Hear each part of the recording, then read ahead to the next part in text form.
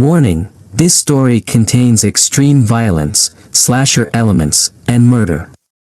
I encourage you to listen to the entire story, and if you enjoy this type of content, please subscribe and press the bell icon to stay updated. Lingering around me. Welcome back to Midnight Madness, I thought to myself, adjusting my headphones. The flashing lights of the control panel cast eerie shadows on the walls of the studio. I always loved the quiet hours of the night, when my voice would carry through the airwaves, reaching insomniacs, truckers, and those who sought solace in the darkness. I thrived on the thrill of my audience's whispers and confessions during my late-night show, but tonight was different. The air felt heavy, thick with something I couldn't place. Alright, folks, the lines are open. Let's hear your stories, your fears. It's Midnight Madness, and I'm here to listen. My voice, deep and steady, rolled out over the silence of the studio. A static hum crackled through the headset as the first caller patched through. Hello? You're on the air, nothing. Just the hiss of static. Speak up, caller. You're live. Then, a voice emerged from the static, a whisper that chilled the air around me.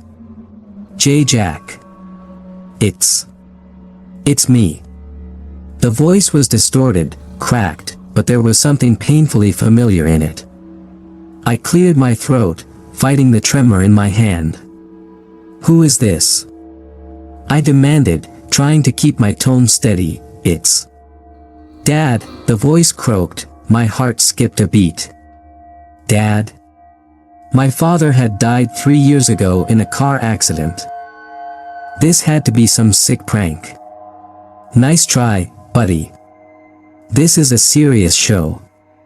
Let's keep the prank calls to a minimum. But the voice didn't laugh. Instead, it grew more desperate, more broken. Jack. It's not safe. You need to leave. Now.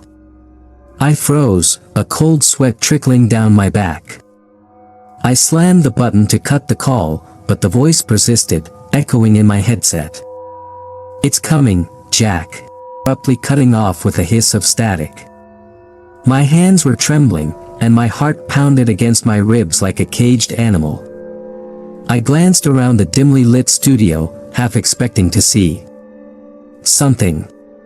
But it was empty, save for the equipment and the glow of the on-air sign. I shook it off. Ghosts weren't real. It had to be a trick, maybe some kind of digital distortion. Yeah, that was it. I had to keep the show rolling. Alright, folks, seems like we got ourselves a prankster tonight. Next caller, you're on the air. Silence. And then another voice. This time, it was softer, higher pitched, and unmistakably familiar. My heart sank into my stomach. Jack.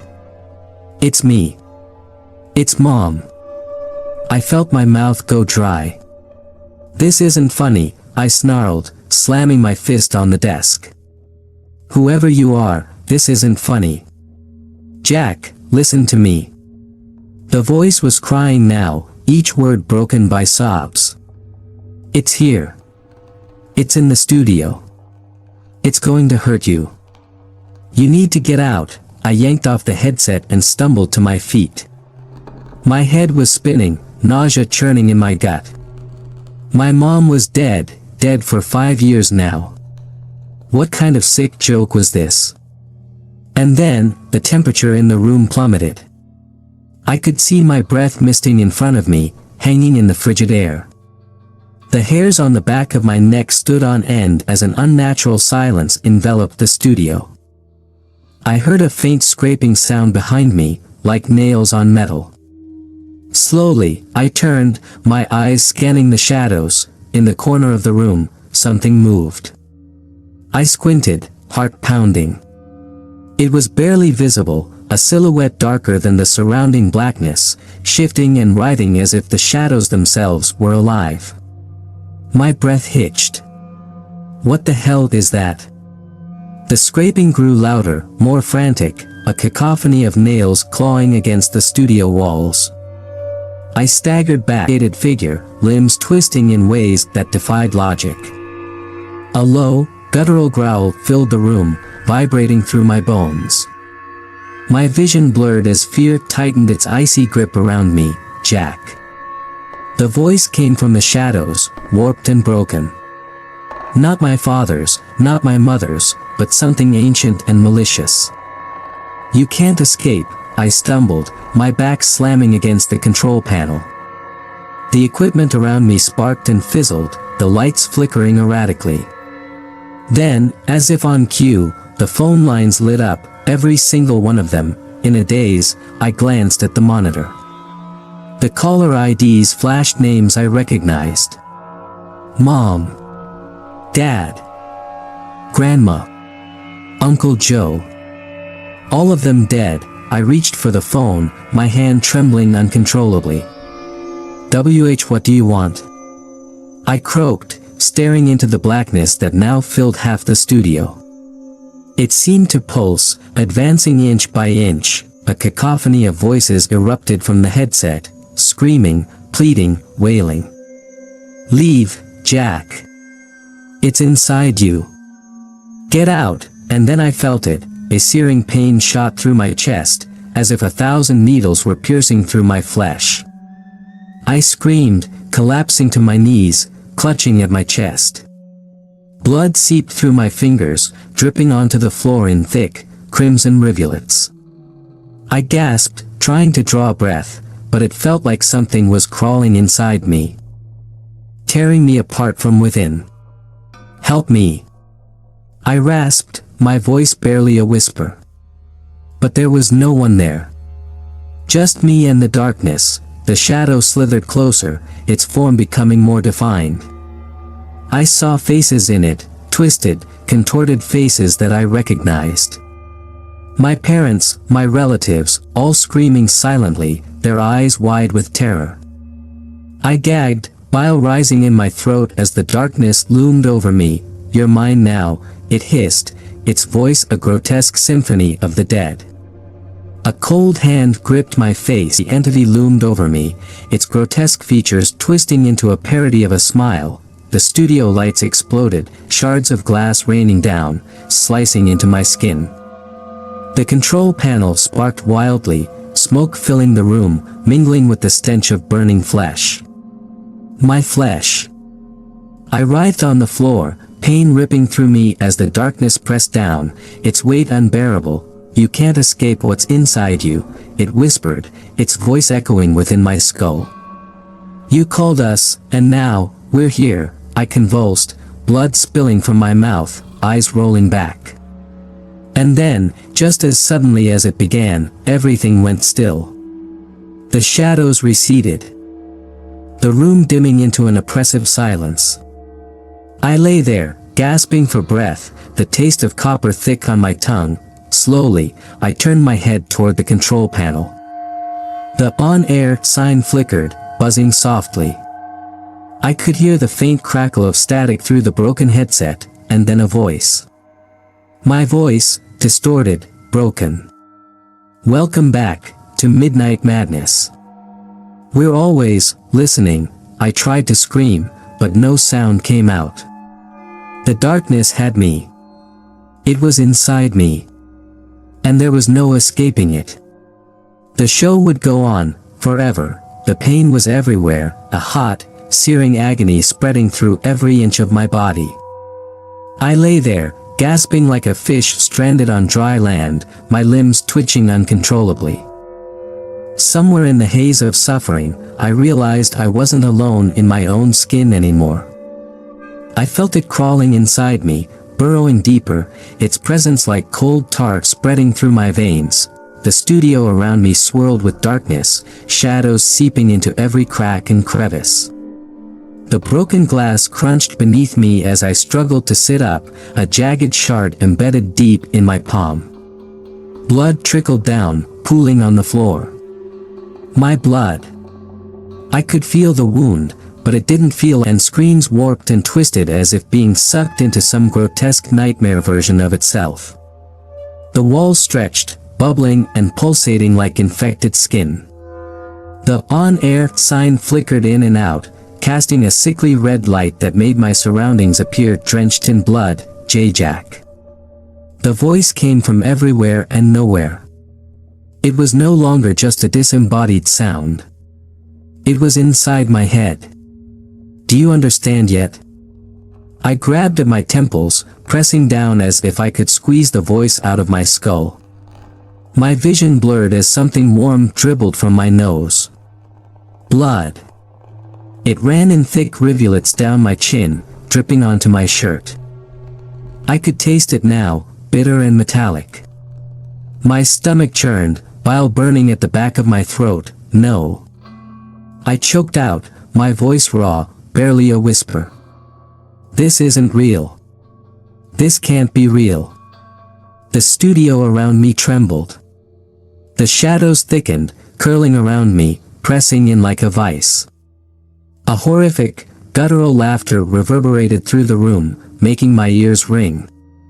It sounded like a symphony of wails, screams, and growls, an orchestra of agony. I couldn't tell where it was coming from anymore. Was it in the room? In the airwaves? Inside me, I pushed myself up on trembling legs, each step agony as shards of glass dug deeper into my hands and knees. I had to get out. I had to run. My vision swam as I staggered toward the door, the room elongating and distorting around me. The walls seemed to close in, bending, stretching, warping like melted wax. When I reached the door, I grabbed the handle and yanked. It didn't budge. I pulled again, harder, my fingers slipping on the slick coating of blood on my hand. Come on. I screamed, my voice echoing eerily back at me. The handle twisted grotesquely in my grip, morphing into something wet and fleshy, pulsing into the control panel. The machinery sparked and hissed, and I felt the sickening heat of burning metal against my back. I bit back a scream as the scent of singed flesh filled the air. My flesh.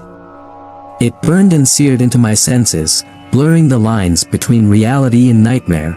You called us, Jack, the voices chorused, blending into one sinister cacophony. I turned toward the source, or at least where I thought the source was. The shadows were coalescing, forming a shape in the center of the room. A figure stood there, draped in darkness. It had no face, just a void where a face should be. And yet, I could feel its eyes, hundreds of eyes, boring into me from that formless mass. It reached out, its arm elongating unnaturally, fingers stretching into sharp, bony points. Your family, it hissed, the voice fluctuating between tones. My mother's, my father's, my grandmother's. We warned you. We tried to help you. I pressed back against the control panel, its sharp edges cutting into my back. You're lying. I yelled, voice cracking. You're not them. You're not them. The figure laughed, a sound like nails raking across a chalkboard. Oh, but they are, it purred, taking a slow, deliberate step forward. They are here, in me. And soon, you will be, too. I couldn't breathe. My chest felt like it was being squeezed by an invisible hand. I collapsed to my knees, gasping for air. The shadows writhed around me, slithering up my legs, coiling around my torso, my neck. I clawed at them, but my fingers passed through the darkness, touching nothing but frigid air. Look. It whispered. See what you've done. My eyes snapped to the studio window, the glass that separated me from the control room outside. The darkness receded, revealing what lay beyond. My heart skipped a beat, and bile inside my head, vibrating my skull. You left us, and now, you join us. No. No, this isn't happening. I screamed, backing away, the cold edge of the control panel biting into my spine. You're not real. You're not real. The shadows erupted in laughter, a thunderous cacophony that shook the room. The figure stepped closer, looming over me. "Oh, but it is, Jack. This is your legacy. You called to the dead, and they answered." I thrashed against the grip of the darkness around me, my nails scraping at my own skin as if trying to tear away the fear. It was suffocating, a pressure inside my skull that built and built until I thought my head would split open. And then, it did, a sickening crack echoed through the studio, and I screamed as my vision blurred, turning red. Blood poured from my nose, my ears, hot and sticky. My skull felt like it was being torn apart, the bones splintering under some unseen force. "Let go, Jack." The figure hissed, crouching before me. Its featureless face was inches from mine now, a void that sucked the warmth from the room. Become one with the static, with the madness, I howled in agony, the sound guttural and alien in my ears. My body convulsed as the shadows tightened their grip, constricting around my ribs, crushing my lungs. I could feel the bones snapping, the sharp edges puncturing my insides. My vision darkened, tunneling, until only the figure remained. "You are ours," it growled, its voice splintering into 1,000 different tones. "Your screams will echo forever." And then, as the last vestiges of my sanity snapped, the studio around me imploded in a whirl of darkness. I was falling, tumbling into an abyss of static and screams, the world shattering into a hellish void. The last thing I heard, before everything went black, was my own voice, crackling through the airwaves. "Welcome back." Trapped forever in the haunted broadcast. When I woke, the darkness was gone, but so was the studio. I was lying on something cold and hard. Concrete. My head pounded, the remnants of that inhuman scream still echoing in my mind. Blood matted my hair, my skin slick with sweat and something else, something sticky and warm. The coppery stench of it filled my nostrils. My blood, I forced my eyes open. I wasn't in the studio anymore, I was in a small, windowless room. The walls were smeared with dark stains, streaks of crimson that glistened in the dim light. I pushed myself up, wincing as the jagged pain shot through my ribs. Broken, maybe. But not dead. Not yet. A single light bulb hung from the ceiling, casting a sickly, yellowish glow over the room. I looked around, trying to make sense of my surroundings. There was a door at the far end, old and rusted. I had to get out. I had to move. I crawled to my feet, every muscle screaming in protest. I took a step forward, but something crunched under my foot. I glanced down and recoiled. Bones. Tiny, brittle bones scattered across the floor. My breath hitched. They were human. Where am I? I croaked, my voice raspy, my throat raw. My words echoed unnaturally in the small room, as if the walls themselves were swallowing the sound. I stumbled toward the door, my heart thundering in my chest. I reached out, my fingers brushing the rusty metal handle when, "Jack." I froze. The voice was soft, a whisper that slithered into my ear like a snake. I turned, my heart hammering against my ribs. The room was empty. No shadows. No figures. Just the bones on the floor, staring back at me with their hollow, eyeless sockets. "You can't leave." The voice was different now, deeper, closer. It was inside my head again, wriggling around like a parasite. I gritted my teeth, pressing my palms to my temp handle, desperately twisting and pulling. It didn't budge. I kicked it, slammed my shoulder against it, but it held fast. Panic surged through me, tightening around my throat. I pounded on the door, screaming. "Let me out! Let me out!" Silence. And then, a click, The door creaked open, revealing a long, dark hallway. The air that seeped out was thick and rotten, like the breath of a decaying beast. I hesitated, staring into the abyss beyond. There was no light, just a void that seemed to stretch on forever. But staying in this room was worse. I had to move. I had to survive. I stepped into the hallway. My feet crunching on something brittle. More bones. They lined the corridor, embedded into the floor and walls, twisted into grotesque shapes. The darkness pressed in on me, whispering, hissing. Faces appeared in the walls, their mouths twisted in agony, eyes blackened pits that stared into my soul. Keep moving, keep moving. I told myself, forcing one foot in front of the other. My breaths were shallow, each step a battle against the urge to collapse and scream. The hallway seemed endless, stretching on and on, twisting and turning in impossible angles. I stumbled over a pile of bones, catching myself on the wall. And that's when I felt it, the wall moved. It was warm, wet, pulsing like something alive. I snatched my hand back, staring in horror as the bone embedded in the wall twitched, its surface rippling. The hallway shuddered, the walls contracting like a throat swallowing me whole.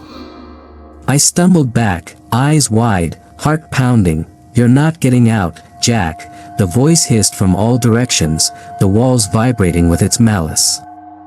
"You're ours now." I ran. I didn't know where I was going, but I ran, the darkness clawing at my back, the walls closing in around me. The floor beneath my feet writhed. My hands sank into something warm and squishy. I looked down and choked on a scream. It was flesh. The hallway floor had turned into a mass of pulsating flesh, veins and arteries crisscrossing beneath a thin, translucent layer of skin. I scrambled to my feet, bile rising in my throat. The walls around me shifted, growing faces, twisted, distorted versions of my family. They mouthed silent screams, their eyes bulging with pain and terror. "No, no. No." I screamed, backing away, my mind fracturing under the horror around me. "This isn't real. This isn't real." The darkness laughed, a sound that burrowed into my ears like worms. The faces twisted, stretching grotesquely, their skin tearing as they tried to speak. "You made it real, Jack." They croaked, blood dribbling from their mangled mouths. "You brought us here. And now you pay." The hallway began to collapse inward, the walls bulging and splitting open. Black, oozing liquid poured out, splashing onto the flesh floor, pooling around my feet. I backed away, slipping and falling into the viscous fluid. It soaked into my clothes, burning my skin, seeping into my wounds. I screamed as it bubbled and hissed, smoke rising from my flesh. I clawed at the floor, trying to pull myself free, but my hands sank deeper into the quivering flesh. It was swallowing me, pulling me down into its depths. "No. Please, no." I screamed, thrashing, fighting against the pull. "Embrace it." The darkness whispered, its voice thick and cloying. "Become one with the madness." I felt my body convulse, my skin crawling as if a million insects were burrowing underneath. My vision blurred, the world around me warping into a tunnel of shadows and screams. My bones creaked, twisted, snapped. I howled in agony, feeling my body contort in ways it was never meant to, and then, just as bones. It wore my face, a distorted, twisted version of it, grinning with a mouth too wide, eyes hollow and black. It stepped forward, leaving bloody footprints on the floor. The show must go on. It hissed, extending a hand toward me. Its fingers were long, bony, tipped with sharp claws. "We're always listening. And now, so are you." I stumbled back, but there was nowhere to go.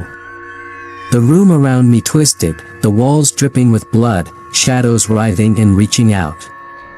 I was trapped, ensnared in the nightmare I had created. The figure lunged, its hand closing around my throat, its grip cold and unyielding. I gasped, choking, as the darkness seeped into me, filling my lungs, my veins. My vision dimmed, the world collapsing into a swirl of red and black, and then I was there. In the void. Screaming, endlessly screaming. And then I was there. In the void. Screaming, endlessly screaming, the broadcast continued, my voice crackling through the airwaves. Welcome back to Midnight Madness. We're always listening. And we're never letting go. And somewhere, in the endless abyss, I laughed. I don't know how long I stayed in that darkness, but the screams never stopped. Mine, theirs, those voices that whispered secrets I never wanted to hear. My own thoughts turned on me, mutating into nightmares that gnawed at my sanity. The void around me was suffocating, pressing down on me like a vice.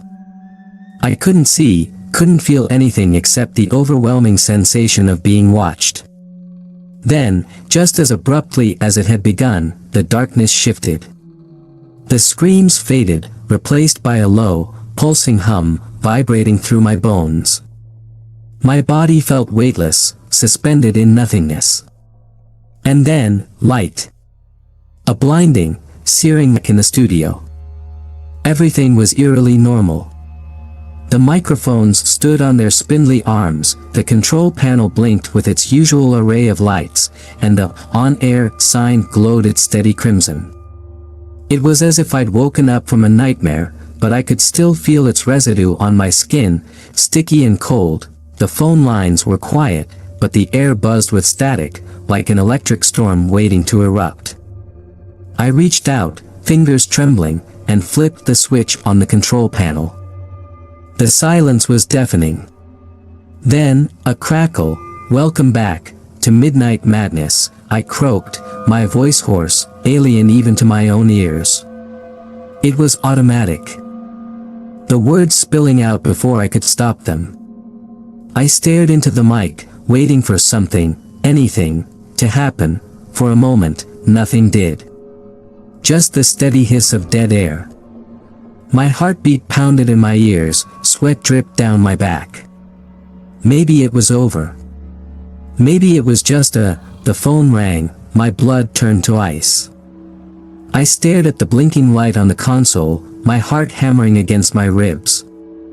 The sound was sharp, shrill, slicing through the heavy silence of the room.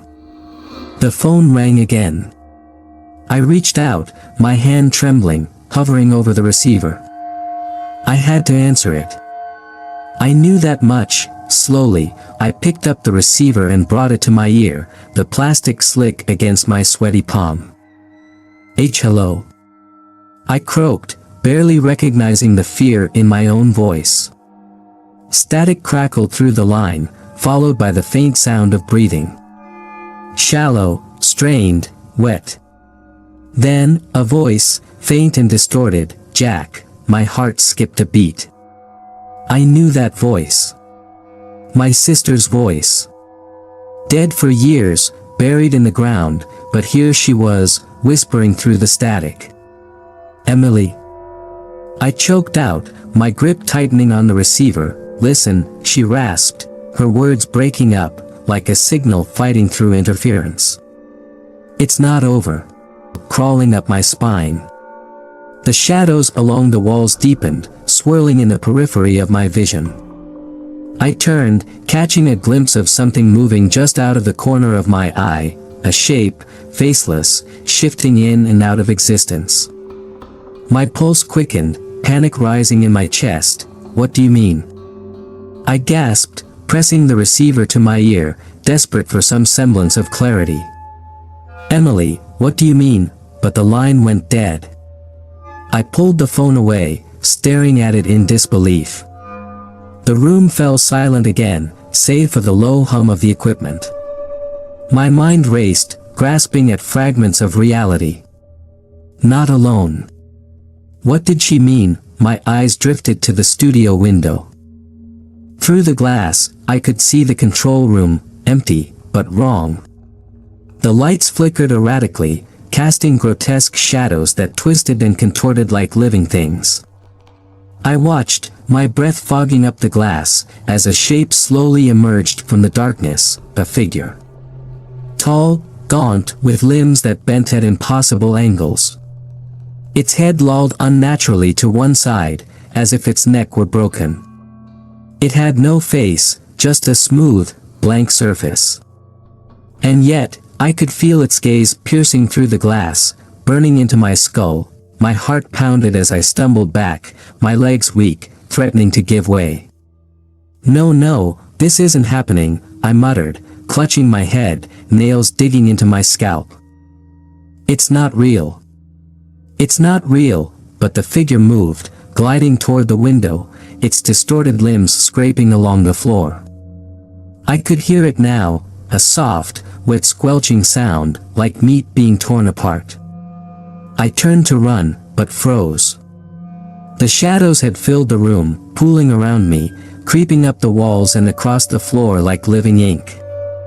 My own shadow moved, twisted, broke away from my feet, rising into a form that loomed over me and around me. Jack, a voice whispered, right next to my ear. I whipped around, but there was no one. Just shadows. Endless, writhing shadows, and then the voice changed, shifted.